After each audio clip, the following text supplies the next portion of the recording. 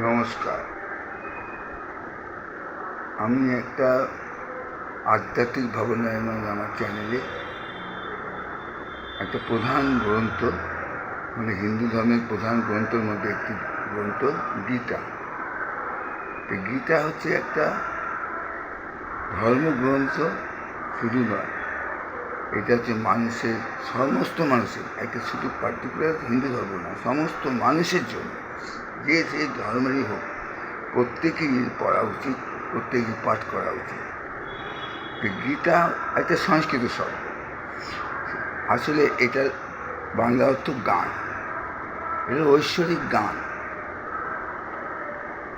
যেটা হচ্ছে ভগবানের মুখনিঃসৃত বাণী, ভগবান শ্রীকৃষ্ণের মুখনিঃসৃত বাণী, যেটা অর্জুনকে কুরুক্ষেত্রের যুদ্ধক্ষেত্রে দিয়েছিলেন। অর্জুনের মাধ্যমে সমগ্র জাতিকে, সমগ্র মানব জাতিকে এই জানিয়েছিলেন এবং এই জ্ঞান দিয়েছিলেন 18টা অধ্যায়ে 700 শ্লোকের মধ্যে দিয়ে। এই ঐশ্বরিক গান কেন, এই গীতা হচ্ছে ঐশ্বরিক গান বা ঐশ্বরিক বাণী। কেন পড়ব, কী জন্য পড়ব, কী কারণ, বা পড়লে আমাদের কী হবে? এই গীতা হচ্ছে এমন একটি পবিত্র গ্রন্থ, যে পাঠ করলে বা পড়লে জীব পাপ থেকে মুক্তি পায়, জ্ঞানের উদয় হয়, ভক্তির উদয় হয়। আর এই জ্ঞান ভক্তি উদয় হলে সে জানতে পারে তার কর্ম সম্বন্ধে, তার জ্ঞান ভক্তি এবং যোগের সমন্বয়ে জীবনের পরম লক্ষ্য সে খুঁজে পাবে, সে লক্ষ্য লাভের পথ দেখতে পাবে। কর্ম কাকে বলে, প্রকৃত জ্ঞান কী, ভক্তি কী, এবং সমস্ত যোগের সমস্ত কিছু উৎস, সমস্ত কিছু সন্ধান এই গীতা গানের মাধ্যমে ভগবান শ্রীকৃষ্ণ আমাদের দিয়ে গেছেন। এটার বিষয় হচ্ছে, এর মধ্যে কী দেখতে পাবো, কী পাবো? পাবো ঈশ্বরের সন্ধান, পাবো জীব সত্তা, আমাদের জীব কোথা থেকে উৎপত্তি, জীবের কী, জীবটা কী, জীবের সত্তাটা কী, জল বা প্রকৃতিটাই বা কী, আর এই সময় বা কী,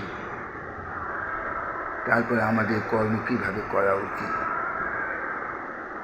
এই সমস্ত কিছু আমরা এই মধ্য দিয়ে জানতে পারবো, যদি ভেতরে ঢুকতে পারি, একে যদি উপলব্ধি করতে পারি। এটি উপলব্ধি করতে গেলে কী করতে হবে?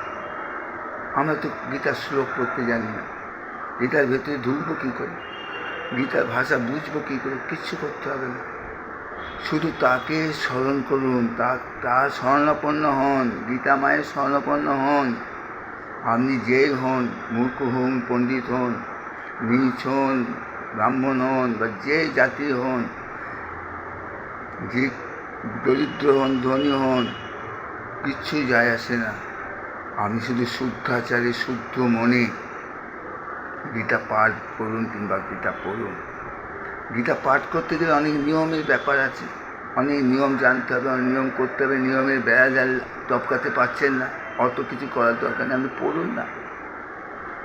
পড়তে গেলে কিচ্ছু লাগবে না, শুধু তার প্রতি শরণাপন্ন হন, তাকে বলুন আমি কিচ্ছুই জানি না, আমি গীতা পড়তে ইচ্ছুক, আমাকে গীতা পড়ার জন্য মন দাও, আমি গীতাকে বুঝতে চাই, আমাকে সেই বুঝিয়ে দাও। কাকে বলুন? সেই তিনি আপনার অন্তরে থাকে। কত মূর্খ, কত পণ্ডিত হয়ে গেছে, যে একটা লেখাপড়া জানে না, সে তার আজকে উপদেশ নিয়ে পিএইচডি হচ্ছে। কে করল? এই ভগবান অন্তরে জাগ্রত হবে। আপনি শুধু শুদ্ধাচারে যেটুকু পারবেন গীতা নিয়ে বসবেন, পড়বেন, 10 বার ছাড়া 10 বার পড়বেন, ভেতরে ঢোকার চেষ্টা করবেন, বুঝবেন শ্রদ্ধা, ভক্তি, আন্তরিকতা, শ্রদ্ধা, ভক্তি, আন্তরিকতা, শুধু শ্রদ্ধা, ভক্তি, আন্তরিকতা, তার প্রতি একাগ্রতা, এই নিষ্ঠা নিয়ে গীতা নিয়ে বসুন, গীতা পাঠ করুন। প্রতিদিন যেটুকু, যেখানে পড়বেন, যেভাবে পড়বেন, আপনি গীতা পাঠ করুন। তাই দেখবেন ভগবান প্রসন্ন হয়ে আপনার হৃদয়ে আপনাকে হৃদয় থেকে আপনাকে বুঝিয়ে দেবেন। আপনি আস্তে আস্তে অনুপ্রাণিত হবেন, যেন সব বুঝতে পারছেন আপনি হৃদয়ের মধ্যে এক অন্ধকারের মধ্যে আলো দেখতে পাবেন। তাই গীতা আপনাকে পড়তে হবে আন্তরিকতার সঙ্গে। এটা একটা শুধু গীতা একটা বই বা ধর্মগ্রন্থ বললে ভুল হবে, একটা জীবন দর্শন, একটা জীবনমুখী দর্শন, যা মানুষকে সঠিক পথ দেখায়, সঠিক কর্তব্য আপনার কী করা উচিত, কী কর্তব্য, সঠিক কর্তব্য করাতে শেখায়, আর ঈশ্বর ভক্তি লাভ করিয়ে দেয়। ঈশ্বর পথে যে ভক্তি, প্রেম, ভক্তি কি প্রেম কিন্তু ঈশ্বর লাভের রাস্তা আপনাকে দেখিয়ে দেয়। তাই এমন সুন্দর গ্রন্থ আপনি যদি হেলায় সময় নষ্ট করবেন না, যতটুকু পারবেন যেভাবে পারবেন আপনি পড়ুন, বুঝুন, বোঝার চেষ্টা করুন। এই একটা কথা। আরেকটা কথা হচ্ছে কলিযুগে অন্যান্য সমস্ত পুজো আশ্রা যাই করছেন করুন, কিন্তু তাতে কী লাভ, কী হবে কী হবে না, অনেক দ্বন্দ্ব, অনেক ভাবনা, অনেক সংশয়। কেন? ভগবান শ্রীকৃষ্ণ চৈতন্য, শ্রী মহাপ্রভু গৌরাঙ্গ ভগবান বলে গেছেন, শ্রী গৌরাঙ্গ বলে গেছেন, এই কলিযুগে একমাত্র হরে কৃষ্ণ নাম সংকীর্তন শ্রেষ্ঠ উপায়। আপনি যতই পূজা আচার করুন, যে পূজা আচার করার যে পদ্ধতি, যে উপাচার সম্পূর্ণভাবে সঠিকভাবে মিলানো খুব মুশকিল।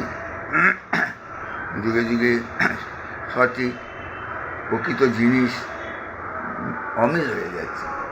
তারপর যদিও বা কোনো রকমের সঠিক জিনিস উপাচার জোগাড় করলেন, সঠিক ব্রাহ্মণ যাকে বলে ব্রাহ্মণ, সাত্বিক সেই ব্রাহ্মণ, কৃষ্ণদা গায়ত্রী করে সেই ব্রাহ্মণ কোথায় পাবেন?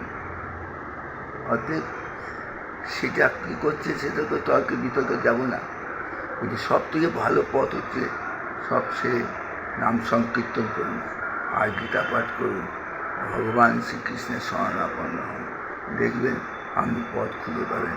তাই লাস্টে আমি একটা হরিনাম গান করে আজকে এটা শেষ করছি।